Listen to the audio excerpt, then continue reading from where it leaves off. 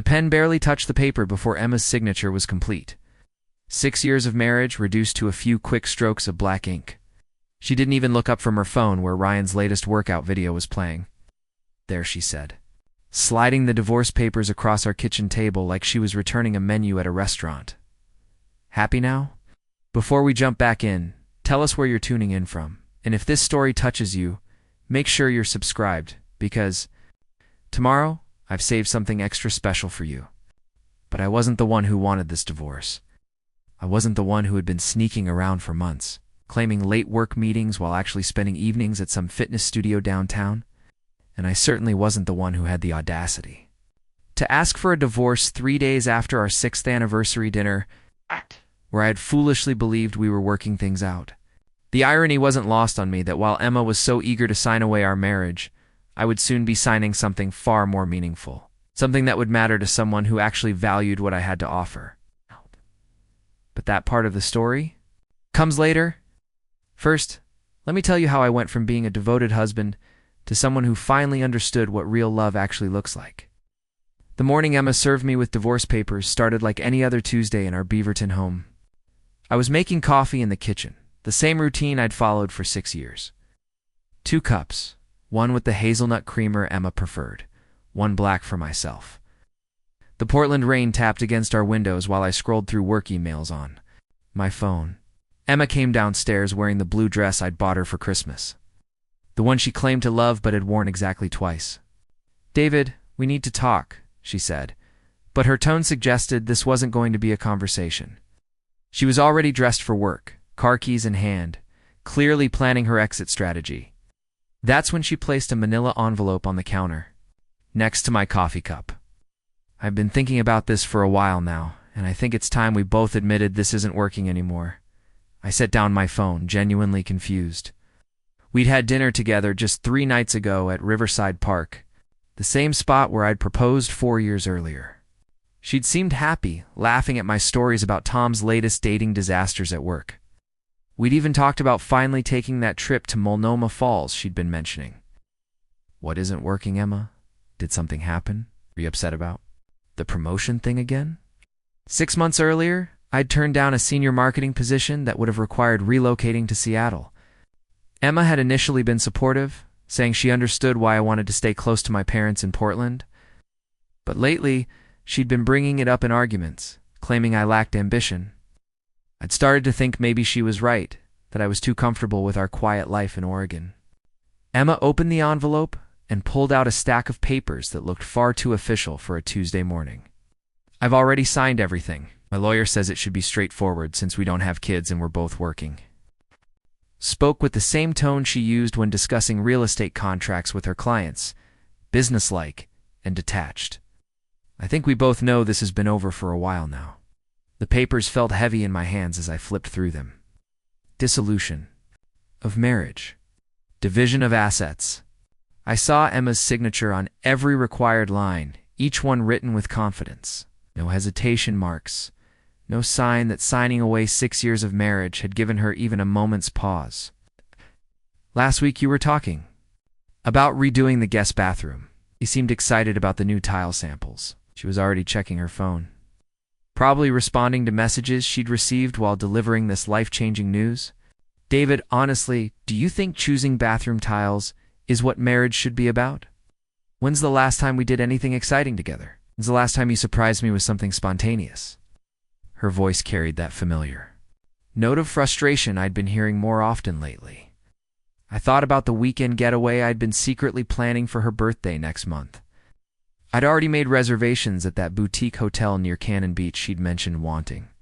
To visit, I'd been coordinating with Lily, Emma's best friend, to make sure Emma would have that weekend free. Lily had been so helpful, even offering to help me pick out a gift Emma would actually love. But apparently, planning surprises wasn't spontaneous enough. "I know I'm not the most exciting person," I admitted, setting the papers down carefully. "But I thought we were building something together. I thought you were happy with our life here." I gestured around our kitchen.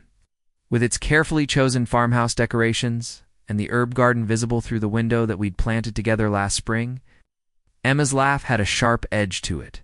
"Happy? David, I'm 32 years old. I can't spend the rest of my life having the same conversations about work and weekend grocery shopping. I need more than this. She waved her hand dismissively at our home, at everything we'd built together. I need someone who pushes me to be better, someone who challenges me. The word someone hung in the air between us. Not something, but someone. This wasn't about our marriage being stale or me being too predictable. This was about another person. Who is he, Emma? For the first time that morning, she looked directly at me instead of at her phone or the papers or anywhere else in the room. There was something that might have been guilt in her expression, but it was quickly replaced by defiance. This isn't about anyone else, David. This is about us not being right for each other anymore. But I'd been married to Emma for 6 years. I knew her tells. The way she touched her earring when she was nervous. The way she over-explained things when she was hiding something. Right now, she was doing both. Emma, if there's someone else, just tell me. I deserve to know the truth. She picked up her purse and car keys, clearly done with this conversation. The truth is that I've already signed the papers. The truth is that I'm not changing my mind. You can sign them or not, but either way, I'm moving out this weekend. She paused at the kitchen doorway. Lily said she'd help me pack if you're going to make this difficult. The mention of Lily surprised me. Emma's best friend had always been kind to me, had always seemed to genuinely like me as a person. Just last month, when Emma had been working late again, Lily and I had ended up talking for hours at Michael and Jennifer's anniversary party. She'd listened while I worried about Emma seeming distant lately. She'd assured me that marriage always had ups and downs. I couldn't imagine Lily encouraging Emma to leave our marriage. After Emma left for work, I sat alone in our kitchen. With the divorce papers spread in front of me, the coffee had gone cold, and the rain had intensified. I picked up my phone to call in sick to work, knowing there was no way I could focus on marketing campaigns and client presentations today. Instead, I found myself staring at a text message that had come in while Emma was delivering her divorce ultimatum. It was from Lily. Hey David, I know today is probably really hard. If you need someone to talk to, I'm here. Emma doesn't know. I'm reaching out, but I thought you should know that not everyone thinks she's making the right choice. I read the message 3 times before it fully registered. Lily knew about the divorce papers before I did, which meant Emma had told her best friend about ending our marriage before she told her own husband. But more than that, Lily's message suggested she disagreed with Emma's decision. That felt like the first genuine support I'd received all morning. The house felt different now, like everything familiar had suddenly become temporary. The framed photos of our wedding day on the mantel, the furniture we'd chosen together. Even the coffee maker I'd bought last Christmas because Emma had mentioned wanting a better one. All of it now felt like evidence of a life that was apparently over, decided by one person without any input from the other. I spent the rest of the morning reading through the divorce papers, trying to understand how my marriage had ended with so little ceremony. Emma had been thorough. She'd already consulted with a lawyer, already divided our assets, already planned her timeline for moving out. This wasn't a spontaneous decision made in a moment of frustration. This had been planned, calculated, and executed with the same efficiency she brought to her real estate deals. By noon, I still hadn't signed anything. Instead, I found myself driving through the Pearl District, past the upscale fitness studio, where Emma claimed to have been taking yoga classes. Through the large windows, I could see people working out with personal trainers. And I wondered if this was where Emma had been spending her late work evenings. I wondered if this was where she'd met whoever had convinced her that our quiet life together wasn't enough anymore. That evening, Emma returned home with boxers she'd apparently picked up during her lunch break. She moved through our house, like she was conducting a real estate walkthrough, pointing out which furniture she wanted and which items she was leaving behind. I watched from the couch as she systematically dismantled our shared life, her efficiency both impressive and heartbreaking. I'll take the dining room set since it was a gift from my parents, she announced, not really asking for my opinion. You can keep the bedroom furniture. I'm getting a fresh start anyway. She was already on her phone, presumably texting someone about pickup arrangements. The casualness of it all made my chest feel tight. 6 years together, and she was discussing our belongings like items in a garage sale, I finally found my voice. Emma, can you at least tell me what I did wrong? Help me understand how we got here so fast. Genuinely wanted to know. Had I missed signs? Had there been conversations I should have initiated? Was I really so oblivious that my wife could fall out of love with me without my noticing? She looked up from her phone with what might have been surprise, as if she'd forgotten I was there. David, you didn't do anything wrong. That's kind of the problem. She sat down across from me, but kept checking her phone every few seconds. You're a good guy. You're reliable and sweet, and you remember to put gas in my car when it's running low, but that's not enough anymore. The words stung more than any accusation would have. Being told you're not bad enough to justify leaving somehow felt worse than being called terrible. So what would have been enough? What was I supposed to do differently? Emma set her phone face down, giving me her full attention for the first time all day. Do you remember when we first started dating? You used to surprise me with concerts and weekend trips. You had opinions about things. You challenged me when I was being unreasonable. She shook her head.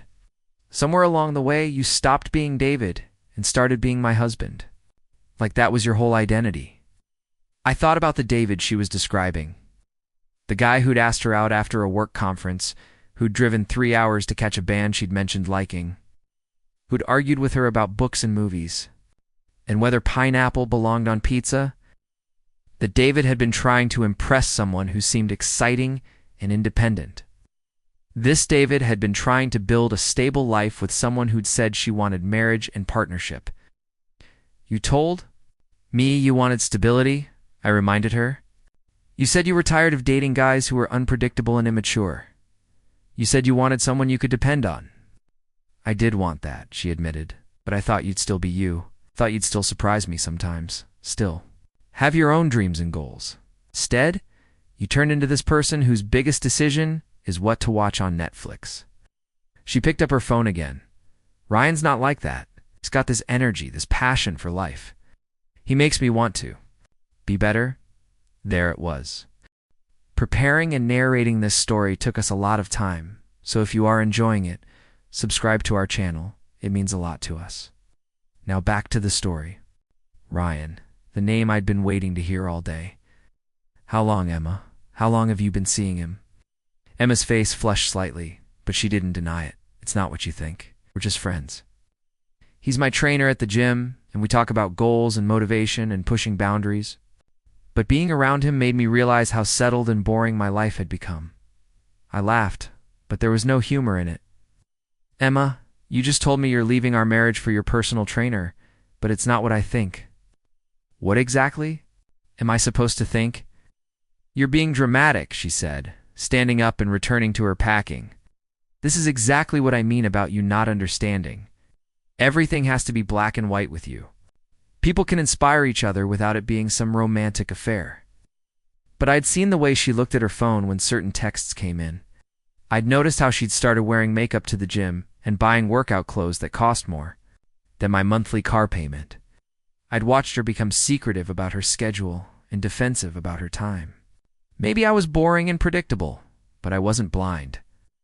The next morning, I called my parents to let them know about the divorce. My mother, Patricia, immediately wanted to know what I'd done to drive Emma away. David, honey, Emma is such a catch. She's beautiful and successful and comes from a good family. You need to figure out how to fix this.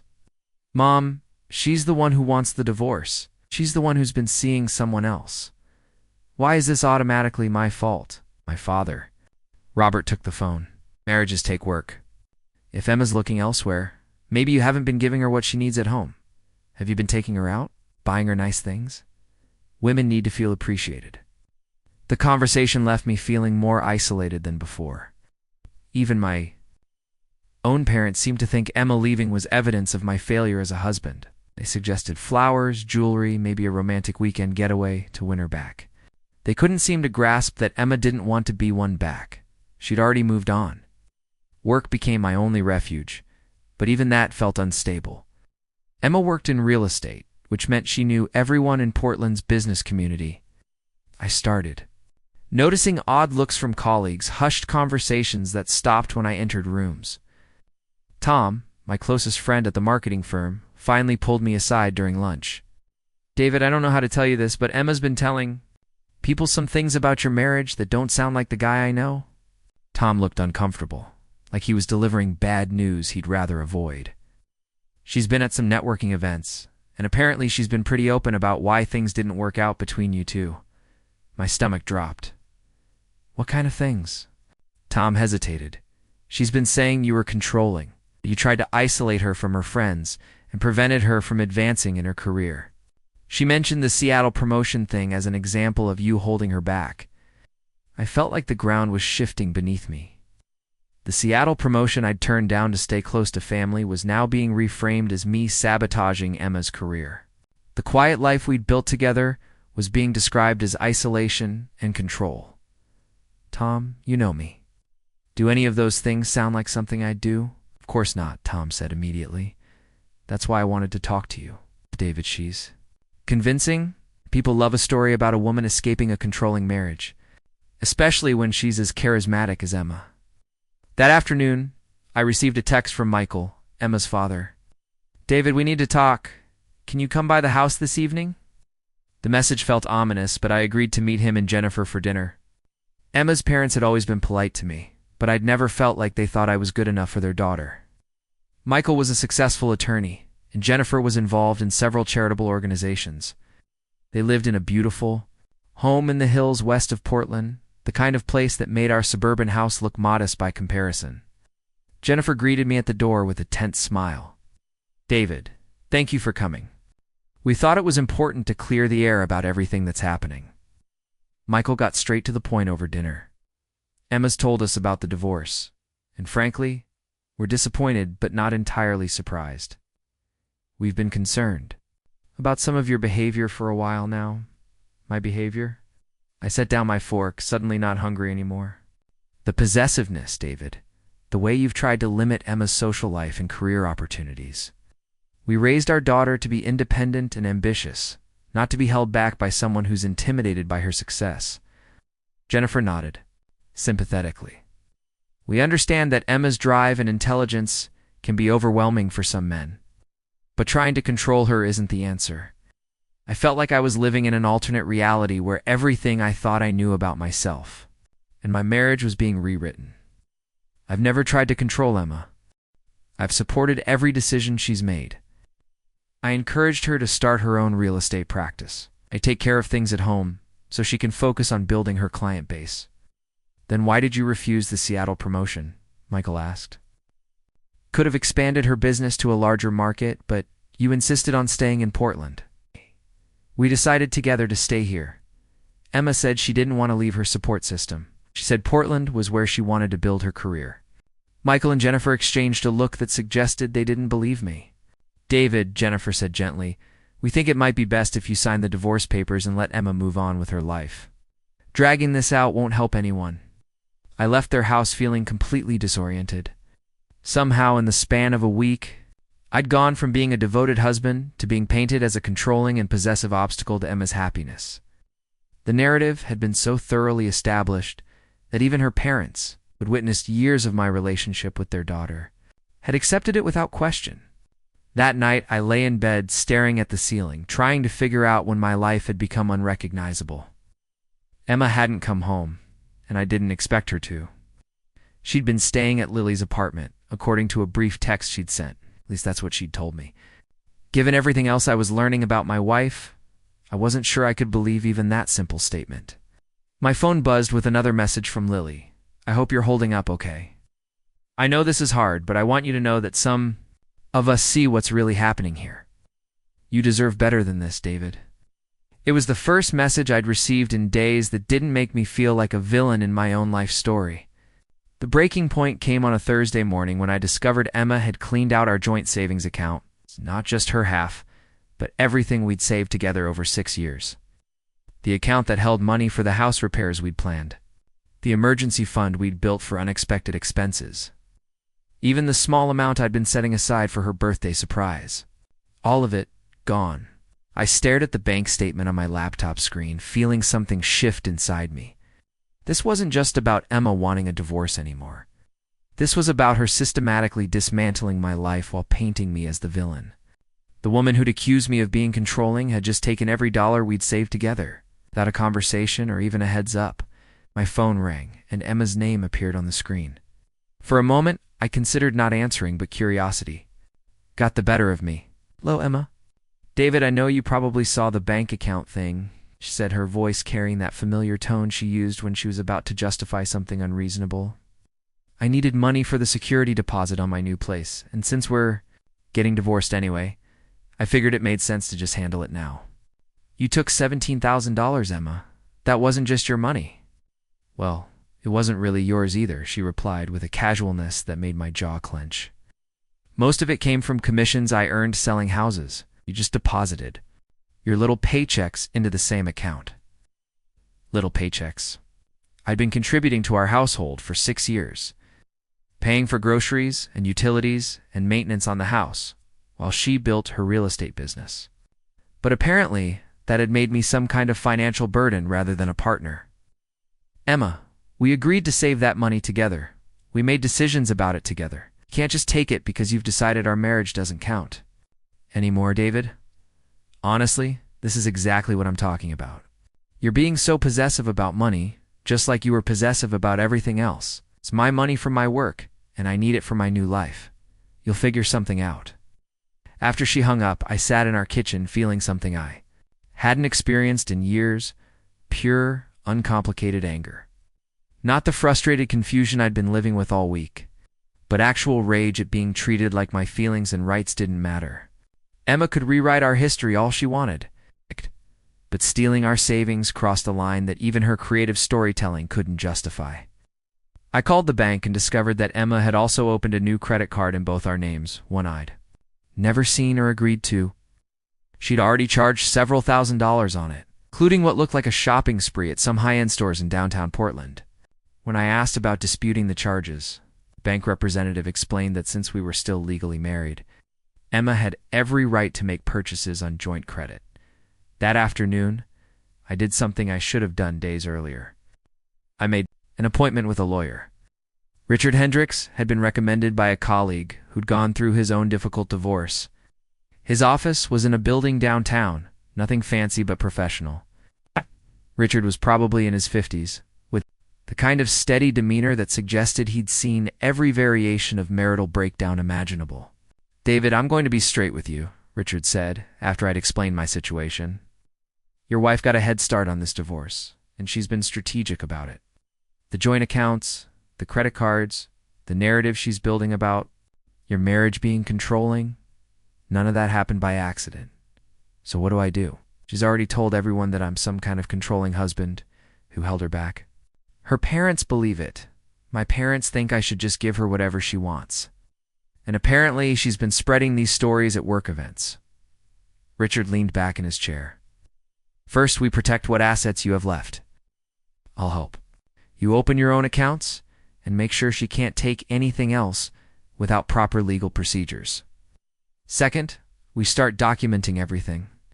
Every lie she's told, every financial manipulation, every time she's violated the normal boundaries of ending a marriage. What's the point? Everyone already believes her version of events. David, divorces aren't decided by public opinion. They're decided by facts and evidence. And the fact is, your wife has been conducting what looks like financial fraud while building a false narrative to justify it. That behavior doesn't look good to family court judges, regardless of how charming she is at cocktail parties." Walking out of Richard's office, I felt something I hadn't experienced since this whole nightmare began, a sense of direction. For the first time in 2 weeks, I wasn't just reacting to Emma's decisions. I was making my own plans. That evening, I started going through our shared computer files, looking for evidence of Emma's real timeline and motivations. What I found was worse than I'd imagined. Hidden in a folder she probably thought I'd never check were screenshots of text conversations with Ryan dating back for months. Not just friendly trainer-client discussions, but intimate conversations about their feelings for each other and their frustration with Emma being married. One exchange from 6 weeks ago made my stomach turn. Ryan had written, "I can't keep pretending I don't want you. When are you going to tell David?" Emma's response was, "Soon. I just need to set things up right so he can't make this difficult for us. Set things up right. The financial moves. The controlling husband narrative. The conversations with her parents and mine. All of it had been orchestrated to make me look like the problem, while she positioned herself as the victim escaping a bad situation. But the discovery that changed everything was a document Emma had created titled Divorce Strategy. It was essentially a blueprint for leaving me while maximizing her financial position and minimizing any backlash. The document included a timeline for moving assets, a list of people to talk to about my controlling behavior, and even notes about which mutual friends were likely to side with her versus those who might support me. Under a section labeled Potential Problems, she'd written, David's too nice and people generally like him. Need to establish pattern of controlling behavior before announcing divorce. Lily might be an issue since she seems to think David is a good husband. Might be an issue. Emma was actively concerned that her own best friend might defend me because Lily could see what kind of husband I actually was. That single line confirmed what I'd been starting to suspect. Lily's supportive messages weren't just kindness from a mutual friend.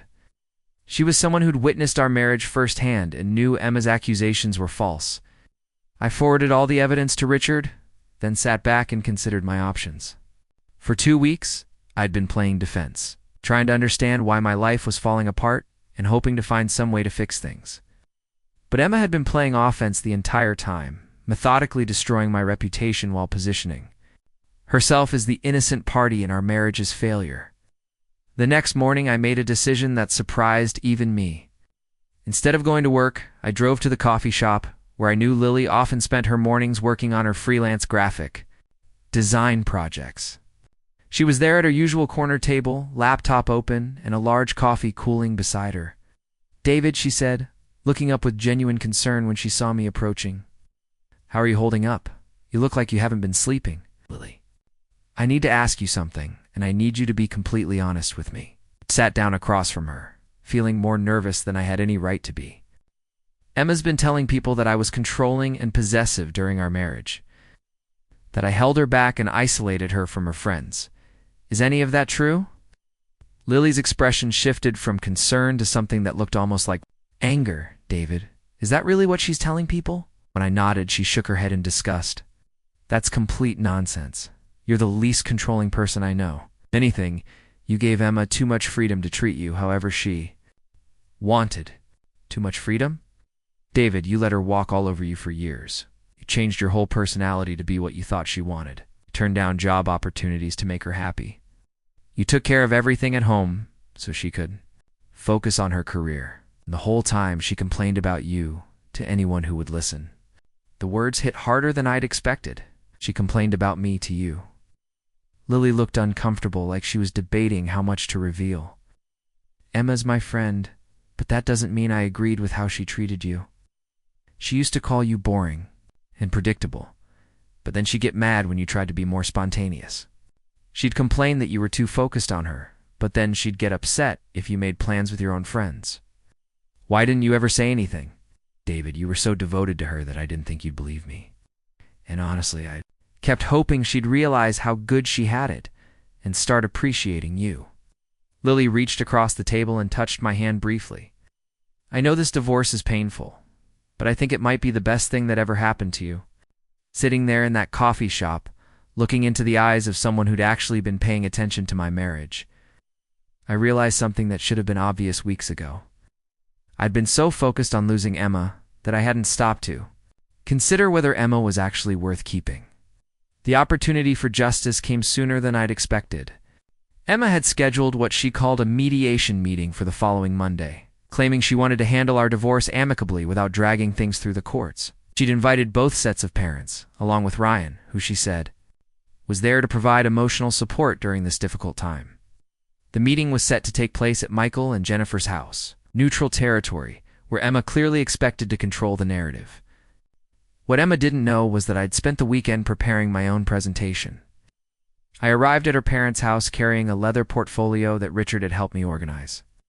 Inside were printed copies of every piece of evidence I'd discovered, arranged chronologically to tell the real story of our marriage's end. Emma was already there with Ryan, sitting close together on the living room couch like they were presenting a united front. My parents had arrived first, and were making awkward small talk with Michael and Jennifer about the unusually wet spring Portland was having. "David, thank you for coming," Emma said with a smile that looked practiced. She was wearing a soft, blue sweater and had styled her hair in a way that made her look younger and more vulnerable. "I know this is hard for all of us, but I think if we can just talk through everything calmly, we can avoid making this messier than it needs to be." Ryan stood up and extended his hand to me. "David, I want you to know that I have nothing but respect for you.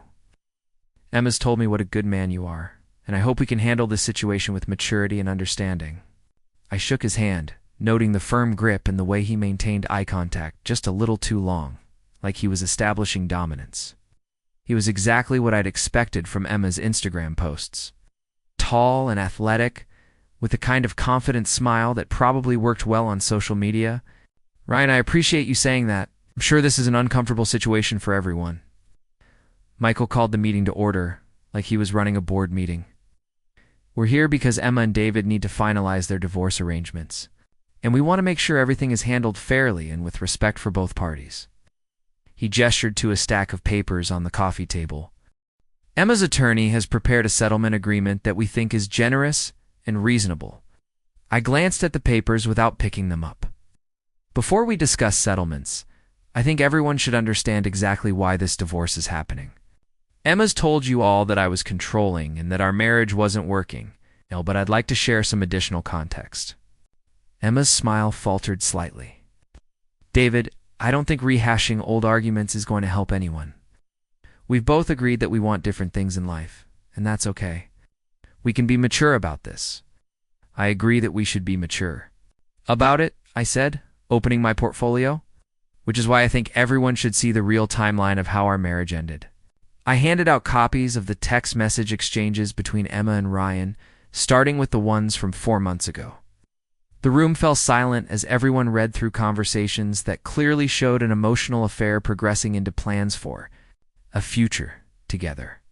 My mother gasped audibly when she reached the messages where Emma and Ryan discussed how much they hated having to sneak around. "David, where did you get these?"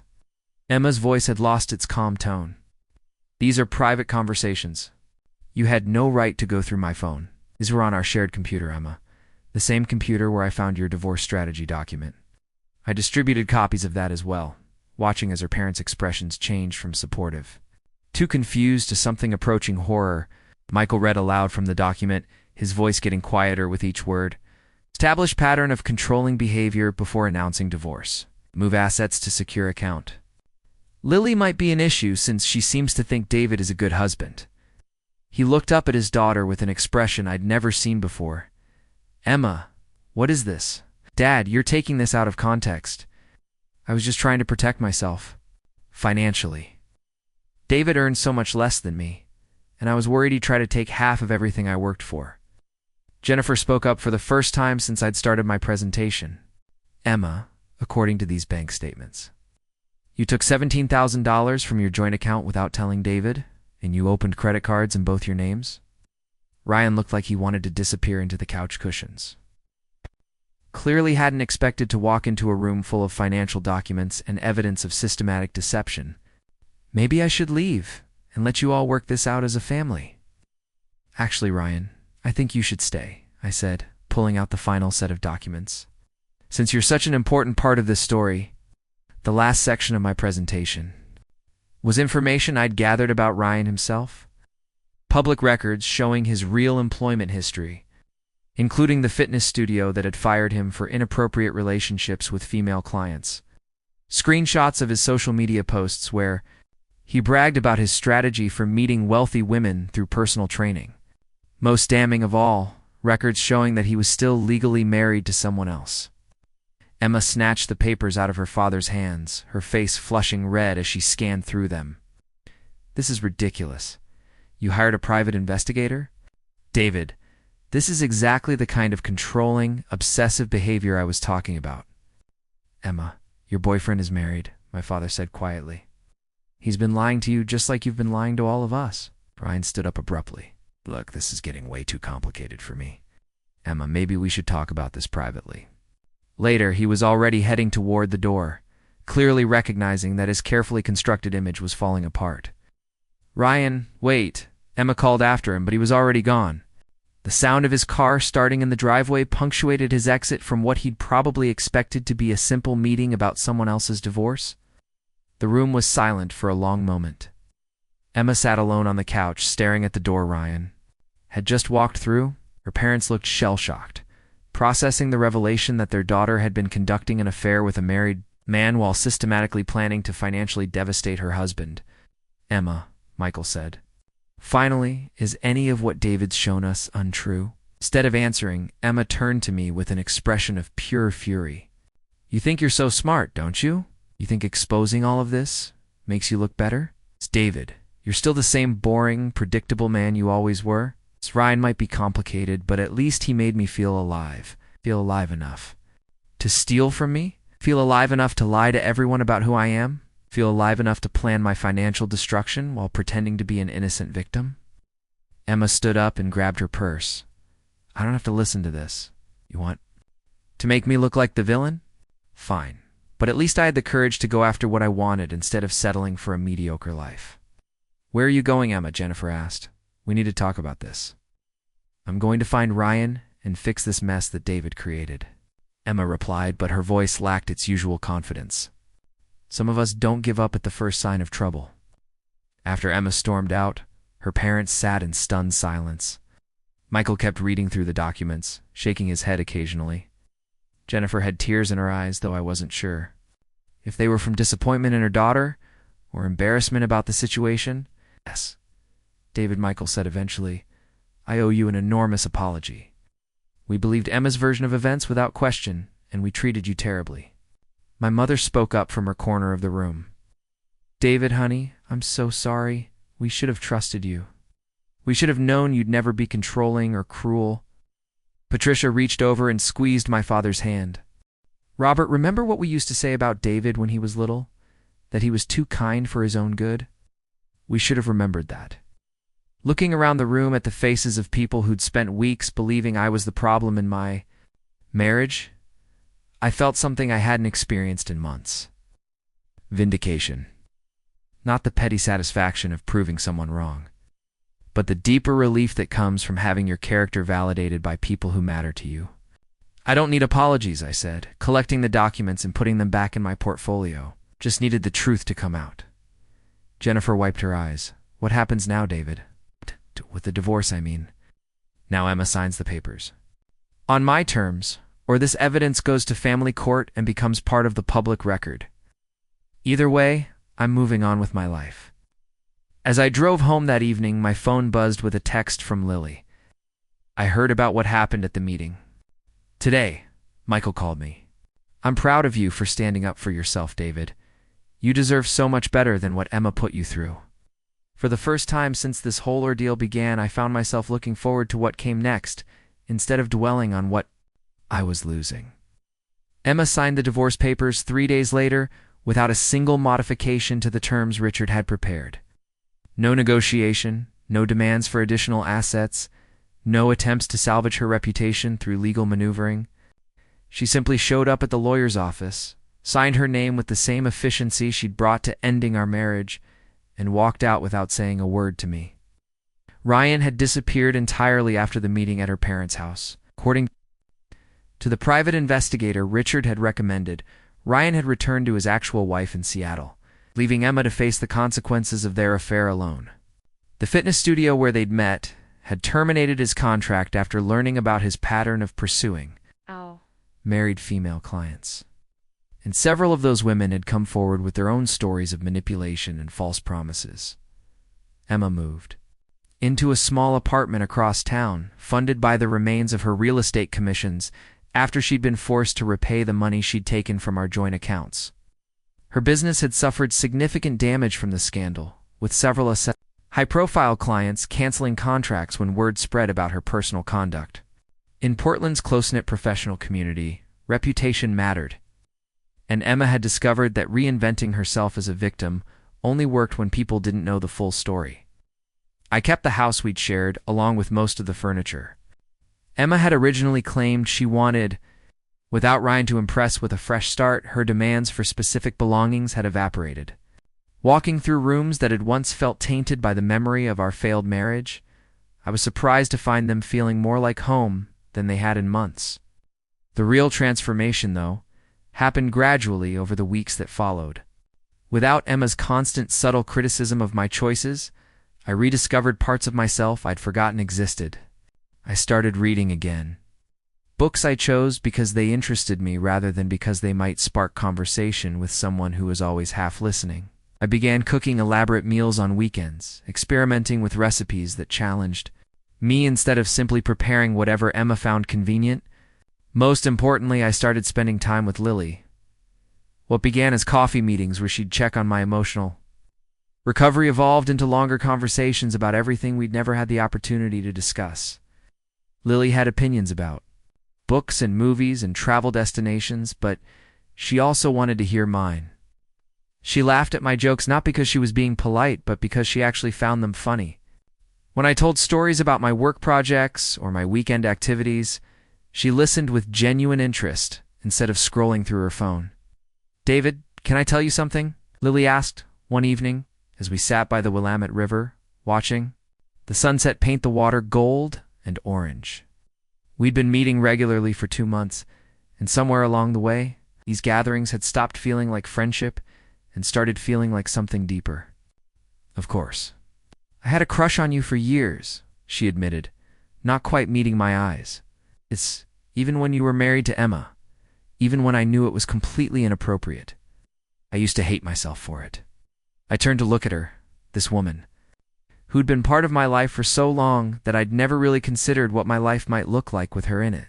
"Lily, why didn't you ever say anything? Because you loved Emma and you were a good husband who would never have cheated on his wife. And because I was Emma's friend and I couldn't betray that friendship, even if I thought she didn't deserve you, what changed?" Lily finally looked at me directly. "Watching her destroy you changed everything. Seeing how she manipulated everyone's perception of who you were. How she stole from you and lied about you.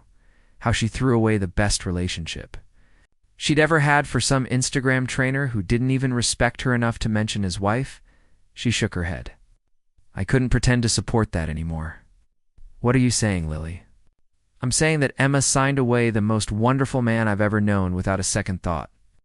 And I'm asking if you'd be interested in letting someone sign her name on your heart instead. Someone who actually recognizes what she's getting." I reached over and took her hand, feeling something I hadn't experienced in years. Not the desperate desire to be enough for someone who was always looking elsewhere, but the quiet confidence that came from being valued by someone who truly understood my worth. 6 months later, I proposed to Lily at the same spot by the river where she'd first told me she'd cared about me. Not because I was trying to recreate something I'd lost, but because I wanted to build something entirely new with someone who saw our future as a collaboration rather than a compromise. Emma heard about our engagement through mutual acquaintances and sent a single text message. "I hope you're happy, David. You always did settle for less than you could have had." I showed the message to Lily, who laughed and shook her head. "She still doesn't understand, does she? She thinks loving someone who loves you back is settling." I deleted the message without responding. Emma had been wrong about many things during our marriage, but she was especially wrong about this. Choosing someone who chose me back wasn't settling. It was the smartest decision I'd ever made. On our wedding day, as I watched Lily walk down the aisle toward me with tears of joy, in her eyes, I thought about how different this moment felt from my first marriage. There was no anxiety about whether I was enough, no wondering if the person I was marrying truly wanted to be there. Instead, there was simply the quiet certainty that we were both exactly where we wanted to be. Emma had signed our divorce papers. Without a thought, treating 6 years of marriage like a business transaction, she was eager to close. But when Lily signed her name next to mine in the registry book that day, when she promised to build a life with me based on mutual respect and genuine affection, I knew I was finally with someone who understood the true value of love. Sometimes the best revenge is simply living well. And sometimes the person who walks away from you is doing you the greatest favor of your life. Up next, you've got 2 more standout stories right on your screen. If this one hit the mark, you won't want to pass these up. Just click and check them out.